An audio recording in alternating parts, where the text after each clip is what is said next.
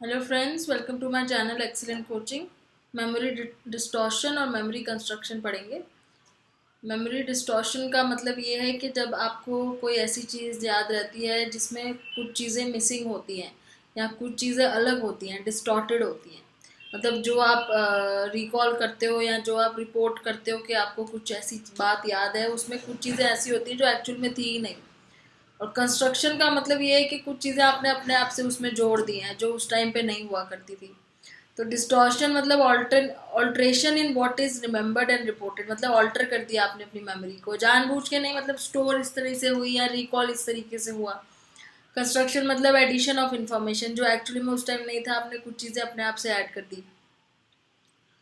सो distortion में क्या होता है, इन्फ्लुएंस ऑफ स्कीमाज होते हैं, तो ये पढ़ते हैं आगे। Like cartoon character we all have had experience with memory distortion. For example, इन्होंने एक एग्जाम्पल दिया हुआ है, जैसे when we look back on our own behaviour in various situation we often tend to perceive it in a favourable light. We remember that we said or did the right thing even if it wasn't the case. बहुत बार ऐसे होता है कि जब हम अपने बारे में कोई इवेंट याद करने की कोशिश करते हैं तो हम उसमें अपने आप को एकदम राइट सोचते हैं कि हमने जो किया था वो ठीक था बिल्कुल। एक्चुअली में ये हो सकता है कि ना किया हो हमने ठीक, या हमने कुछ गलती कर दी हो उस टाइम पे, लेकिन हमें जब याद आती है वो चीज़ बाद में तो हम उसमें अपने आप को सही करता हुआ ही याद करते हैं। लेकिन जब हम दूसरे के बारे में सोचते हैं तो उसके बारे में सोचते टाइम हम उसका जो इम्प्रेशन है हमारे ऊपर, या एक स्टीरियोटाइप जो हमारे माइंड में बना हुआ है उसको लेके, उसको ध्यान में रखते हुए उसके बारे में याद करते हैं, तो हमें उससे रिलेटेड वो चीज़ें याद आती हैं जो उसने नहीं की थी, या अपने से रिलेटेड वो चीज़ें याद आती है जो हमने नहीं की थी। अपने आप को ज़्यादा सही तरीके से याद करते हैं और दूसरों को थोड़ा सा गलत तरीके से याद करते हैं। तो डिस्टॉर्शन हो जाती है मेमोरी में, मतलब कि फॉल्स और मिसलीडिंग इन्फॉर्मेशन हमें डिस्टॉर्ट कर देती है, हमारी मेमोरी को चेंज कर देती है। हमें लगता है कि हम जो बोल रहे हैं वही हुआ था, एक्चुअली में चाहे कुछ और हुआ हो। तो आपको लगता है कि आपने उस टाइम पे बहुत अच्छे से परफॉर्म किया था, मे भी हो सकता है आपने ना किया हो, कोई दूसरे से आप पूछो तो वो आपको बताए कि नहीं आपने उस टाइम पे गलती करी थी। और दूसरे के बारे में जब हम सोचते हैं, याद करते हैं, तो बोलते हैं कि उसने गलती करी थी। तो जब भी हम कोई ऐसा इंसिडेंट याद करते हैं बहुत पुराना, जिसमें हमें आधा कुछ याद होता है आधा नहीं होता, तो उसमें हम कुछ चीज़ें डिस्टॉर्ट कर देते हैं। So, if someone's comments suggest a fact or detail that is not present in our memory, we may add that fact. क्या होता है कि सपोज किसी ने कुछ ऐसा कमेंट कर दिया जो उस टाइम नहीं था, या कोई ऐसा फैक्ट बोल दिया, या कुछ ऐसा क्वेश्चन पूछ लिया जिसको लीडिंग क्वेश्चंस बोलते हैं। तो इससे क्या होता है, जो चीज़ हमने नहीं भी उस टाइम पे देखी होती है, या हमारे हमारे साथ ऐसा जो नहीं भी हुआ होता, वो हमारी मेमोरी में कहीं ना कहीं फिट हो जाता है और हमें लगता है ऐसा हुआ था। जैसे बोला गया कि जैसे जब ये जो होते हैं लॉयर्स वगैरह होते हैं, जब वो विटनेसेस वगैरह से क्वेश्चन करते हैं तो वो बहुत लीडिंग क्वेश्चंस होते हैं। वो इस टाइप से पूछते हैं कि आपको याद था कि वहाँ पे आपने जो कार देखी थी उसका कलर क्या था। अब क्या है कि हो सकता है विटनेस ने कार ही ना देखी हो, लेकिन उन्होंने ये नहीं पूछा, उन्होंने पूछा कि किस कलर की थी। तो एक तरीके से उन्होंने लीड कर दिया कि आपने कार तो देखी थी, बस आप कलर बता दो। तो विटनेस को क्या लगेगा कि हो सकता है मैंने कार देखी थी, तो वो कोई ना कोई आंसर उसको देना पड़ेगा। तो इस तरीके से जब आप लीडिंग क्वेश्चंस पूछते हो, पुलिस वाले भी ऐसे कई बार सस्पेक्ट से लीडिंग क्वेश्चंस पूछते हैं ताकि वो कन्फेशन कर दे किसी न किसी तरीके से। तो इसमें क्या होता है कि उसके माइंड में वो चीज़ें आ जाती है जो उन्होंने नहीं भी देखी थी कभी। तो what accounts for this distortion, क्यों होता है, तो यहाँ पे कहते हैं कि स्कीमाज होते हैं। स्कीमाज यानी कि हमें सबको पता है स्कीमाज क्या होते हैं, हमने पियाजे की थ्योरी में पढ़ा था कि कुछ कॉग्निटिव स्ट्रक्चर होते हैं जो हमारी नॉलेज को रिप्रेजेंट करते हैं। जब हम बचपन से बड़े होते जाते हैं तो हम हर चीज़ के बारे में एक स्कीमा बनाते रहते हैं। तो स्कीमा एक मेंटल रिप्रेजेंटेशन होती है हमारे आसपास की चीज़ों की। तो स्कीमा कैसे बनते हैं, हमारे एक्सपीरियंस से बनते हैं। और धीरे धीरे जो जो हम सीखते जाते हैं, नई इन्फॉर्मेशन प्रोसेस करते जाते हैं, उसको हम पुरानी नॉलेज से रिलेट करते जाते हैं, तो ये हमारे लॉन्ग टर्म मेमोरी में स्कीमास फिट हो जाते हैं। Once schemas are formed, they exert strong effect on the way information is encoded, stored and later retrieved. तो कह रहे हैं कि स्कीमा एक बार बन जाए तो हम जो भी नई इन्फॉर्मेशन सीखते हैं तो वो उसके ऊपर उसका बहुत इफेक्ट होता है, और एनकोडिंग के टाइम पे वो चीज़ें इंटरफेयर करती है। तो किसी चीज़ को लेके आपका एक स्कीमा बना हुआ है, तो जब आप उस चीज़ को दोबारा से उस तरह की चीज़ों के बारे में कुछ नया देखोगे तो आपको वो पुराना जो स्कीमा बना हुआ है आपके माइंड में, वो उस चीज़ को थोड़ा सा डिस्टॉर्ट करेगा। तो perhaps such effects are most apparent with respect to encoding. तो ये एनकोडिंग के टाइम पे बहुत होता है। Current evidence suggest that when schemas are initially being form, when you were first learning about the activities, roles, responsibilities of being a college student, information inconsistent with the newly formed schema is easier to notice and encode than information consistent with it. सो जब कोई information नहीं बनती है, जैसे आप first time college में जाते हो तो आपके माइंड में नए स्कीमास बनते हैं कि कॉलेज में क्या होता है, कैसे बिहेव करते हैं, कैसे पढ़ते हैं। तो उस टाइम पे तो ईजी होता है नोटिस करना जो भी इंफॉर्मेशन नहीं होती है। लेकिन जब एक बार बन जाती है तो वो इनकन्सिस्टेंसी नज़र में नहीं आती। तो such inconsistent information is surprising and thus seems to more likely to become the focus of attention. After the schema has been formed, it is well developed. In contrast, information consistent with it becomes easier to notice. तो क्या होता है कि एक बार आपका schema बन जाता है किसी चीज़ को लेके, तो उससे रिलेटेड कोई इन्फॉर्मेशन होती है तो वो बहुत जल्दी आप नोटिस कर लेते हो या याद कर लेते हो। वो बहुत जल्दी चीज़ आपको समझ में आ जाती है, याद हो जाती है। So it is the operation of schemas that accounts for the fact that in many cases we are more likely to notice and remember information that supports our belief about the world. तो जो हमारा belief बन गया होता है किसी चीज़ को लेके, क्योंकि स्कीमा बन गया हमारे माइंड में, तो हम वही उसके बारे में बिलीव करते हैं, तो वही चीज़ हमें दिखती भी है। तो जो हमारे बिलीव्स होते हैं उसी तरीके से हम इंफॉर्मेशन भी एनकोड करते हैं अपने माइंड में, जिसकी वजह से जो इन्फॉर्मेशन एनकोडिंग होती है वो डिस्टॉर्टेड होती है, और जब हम उसको याद करते हैं तो उसमें कुछ चीज़ें हम ऐसी बताते हैं जो उसमें उस टाइम नहीं भी हुई थी। So suppose that the movie is about a group of scientist driving to discover. यहाँ पे इन्होंने बात की है कि सपोज आपको किसी फ्रेंड ने आपके कोई मूवी के बारे में बताया और आपने जाके देखी तो आपको लगा वो तो बिल्कुल ही अलग थी जो उसने बताई, वो जो बता रहा था वो कुछ और बोल रहा था, मूवी में कुछ और है। तो उसमें स्कीमा का रोल कैसे था, तो उसी को वो बता रहे हैं कि suppose the movie is about a group of scientist driving to discover a cure for fatal disease, but one of the scientists is secretly working for a large drug company that wants to obtain a cure for its own use. तो अब जैसे suppose कह रहे हैं कि आपके friend ने जो मूवी बताई थी उसमें ये था कि कोई साइंटिस्ट का ग्रुप है जो किसी डिसीज़ के लिए वैक्सीन ढूंढने की कोशिश कर रहे हैं लेकिन वो नहीं ढूंढ पा रहे हैं। उसी ग्रुप में से एक साइंटिस्ट है जो अपने खुद की अलग से अपनी कंपनी के लिए उसका क्योर जो है वो ढूंढने की कोशिश कर रहा है, उसी ग्रुप में है वो। अब आपके फ्रेंड ने वो एक इतनी इंपॉर्टेंट डिटेल आपको बताना भूल गया कि उसी ग्रुप में से एक ऐसा साइंटिस्ट था जो अपने खुद के लिए ये कर रहा था, अपने खुद के यूज़ के लिए।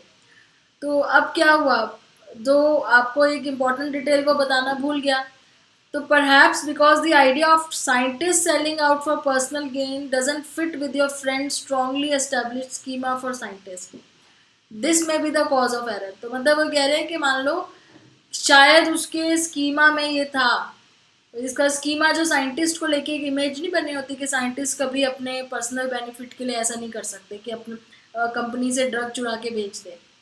तो शायद उसके स्कीमा में ये चीज़ ऐसी इमेज बनी हुई थी साइंटिस्ट की, इसलिए वो स्कीमा में उसके फिट नहीं हुआ और वो उस चीज़ को भूल गया।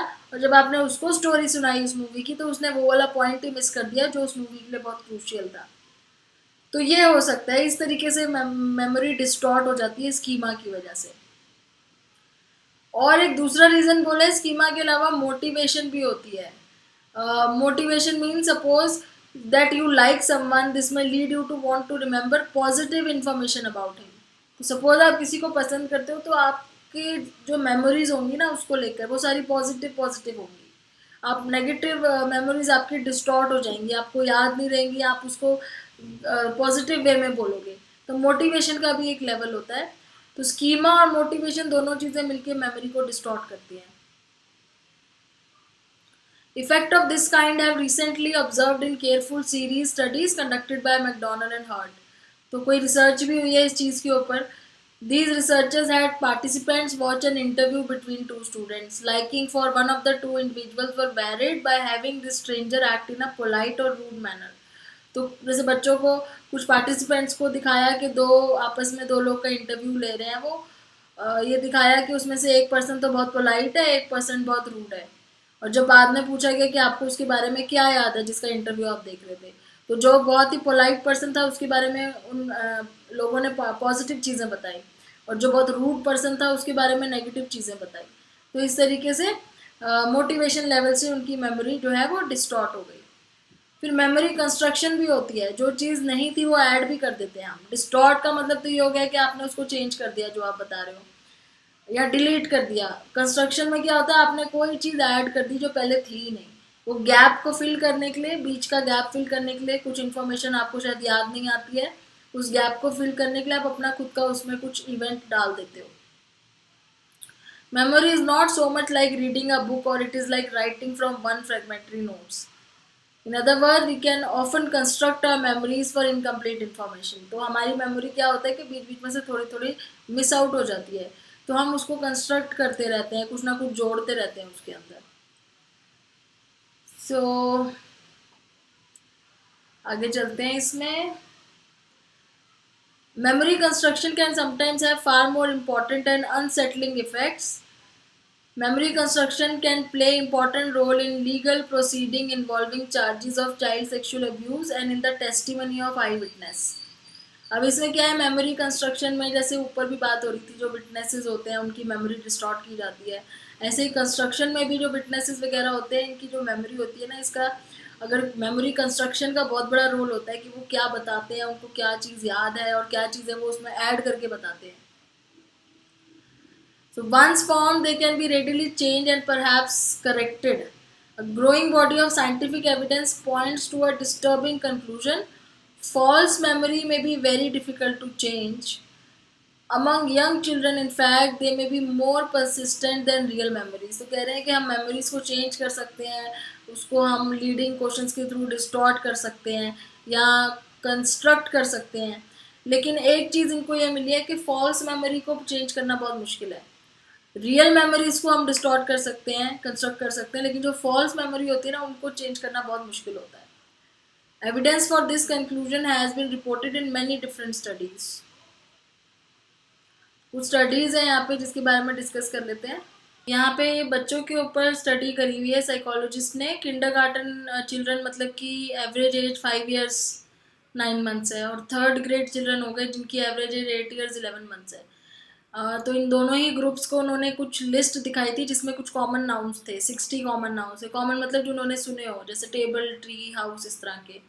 And then researchers read to the children half of these word. जब फिर उनको दिखाने के बाद उनके सामने वो वर्ड रिपीट करे उन्होंने, और उसमें कुछ अपनी तरफ से भी वर्ड डाल दिए जो उन्होंने नहीं देखे थे उस लिस्ट में।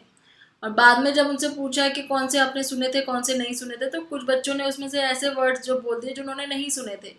सपोज उन्होंने बोला टेबल, ट्री, हाउस, फिर उसमें उन्होंने बोल दिया कि उसके अलावा ग्रास, और ग्रास उस लिस्ट में नहीं थी, लेकिन फिर भी ऐसे कुछ कुछ वर्ड्स ऐसे थे जिनका बच्चों ने बोला कि हमने सुने हैं। तो यहाँ पे क्या हुआ कि थोड़ी सी मेमोरी डिस्टॉर्ट हो गई। अब क्या हुआ, कुछ टाइम बाद उनको बुलाया, जैसे सपोज 1 वीक लेटर उनको दोबारा बुलाया और फिर से उन्हें पूछा गया, दोबारा से वो लिस्ट रिपीट करके पूछा गया कि अब बताओ आपको कौन कौन से याद है जो आपने सुने उस लिस्ट में देखे थे। तो एक चीज़ उन्होंने नोट की, जो फॉल्स मेमोरी थी ना वो अभी भी परसिस्ट कर रही थी। फॉल्स मेमोरी मतलब जो उन्होंने गलत जवाब दिया था उस टाइम पे, उन्होंने बोला था हमने देखा था, जबकि एक्चुअली में वो वर्ड उस लिस्ट में नहीं था। तो उन्होंने पहली बार भी वो चीज़ गलत बोली थी और इस टाइम भी वो चीज़ तो उन्होंने गलत ही बोली। बेशक बाकी चीज़ों में चेंज आ गया होगा, लेकिन उस चीज़ में उनको गलत ही मतलब जवाब दे रहे, उसमें परसिस्टेंस थी, वो सेम जवाब दे रहे थे अभी भी। ये कह रहे हैं यहाँ पे कि फॉल्स मेमोरी परसिस्ट करती है, इसका मतलब ये है कि फॉल्स मेमोरी को चेंज करना बड़ा मुश्किल है। और भी आगे कुछ स्टडीज करी हैं इस तरीके से, जैसे कि बाद में जब दोबारा उन बच्चों से पूछा गया तो उन्होंने कुछ चीज़ों की जगह उनकी कैटेगरीज बतानी शुरू कर दी, जैसे कैट की जगह एनिमल बोलना शुरू कर दिया, रेड की जगह कलर बोलना शुरू कर दिया। तो इस तरीके से इन्होंने ये फाइंडिंग्स जो थी इनकी, ये पता चला कि मेमोरी जो है डिस्टॉर्ट भी हो सकती है, कंस्ट्रक्ट भी हो सकती है, लेकिन जो फॉल्स मेमोरी होती है उसको चेंज करना काफ़ी ज़्यादा मुश्किल होता है। तो यहाँ इन्होंने एक्सपेरिमेंट दिखाया हुआ है कि कॉमन वर्ड्स उनको सुनाए, they hear some words and other indicate whether they heard each word before. फिर उसके बाद जब उनसे पूछा तो उन्होंने कुछ एरर्स करी थी बताने में, जिनको उन्होंने बोला फॉल्स मेमोरीज हैं, जो उन्होंने पहले सुने नहीं थे फिर भी उन्होंने बच्चों ने बोला हमने सुना है। सेकेंड सेशन में जब उनको बुलाया 1 हफ्ते बाद, तो दोबारा से उनसे पूछे गए कि वो वर्ड उसमें से कौन कौन से आपने सुने हैं। फिर से एरर वही हुई कि जो पहली बार में उन्होंने फॉल्स मेमोरीज बताई थी वो फॉल्स मेमोरीज दोबारा से रिपीट हो रही थी, तो वो परसिस्टेंट थी ज़्यादा। लेकिन ये छोटे बच्चों में ज़्यादा होता है, बड़े लोगों में जैसे जैसे बच्चे बड़े हो जाते हैं तो ये फॉल्स मेमोरी वाली परसिस्टेंस कम हो जाती है। तो कहते हैं कि ऐसे केस में जब मेमोरी इतनी ज़्यादा डिस्टॉर्ट हो रही है, चेंज हो रही है, तो क्या आई विटनेस की मेमोरी को वो करना ठीक रहेगा कि आई विटनेस की जो टेस्टिमनी होती है वो एक्यूरेट माननी चाहिए कि नहीं माननी चाहिए? Evidence given by person who have witnessed a crime और एक्सीडेंट। तो अब किसी ने अगर कोई क्राइम देखा है या कोई एक्सीडेंट देखा है, अगर उसकी टेस्टिमनी मानी जाए या ना मानी जाए, ये फिर एक क्वेश्चन हो जाता है कि क्या वो डिस्टॉर्ट करके बोल रहा है, क्या वो उसको कंस्ट्रक्ट करके बोल रहा है, क्या उसमें फॉल्स मेमोरी जोड़ के बोल रहा है। The answer provided by careful research is clear. Eyewitness to crimes are far more infallible. In fact, they often falsely identify innocent persons. Studies यहाँ पे ये बता रही हैं कि जो आई विटनेस की टेस्टिमनी होती है वो बहुत ज़्यादा फॉल्स होती है। कई बार वो इनोसेंट लोगों को भी रिपोर्ट कर देते हैं कि क्राइम उन्होंने किया है। तो बहुत मुश्किल होता है कि हम टोटली किसी आई विटनेस के बेस पे किसी को क्रिमिनल मान लें, क्योंकि मेमोरी के ऊपर तो ट्रस्ट करना बहुत मुश्किल है, क्योंकि हमने देखा कि डिस्टॉर्शन होती है, कंस्ट्रक्शन होती है, फॉल्स मेमोरी होती है।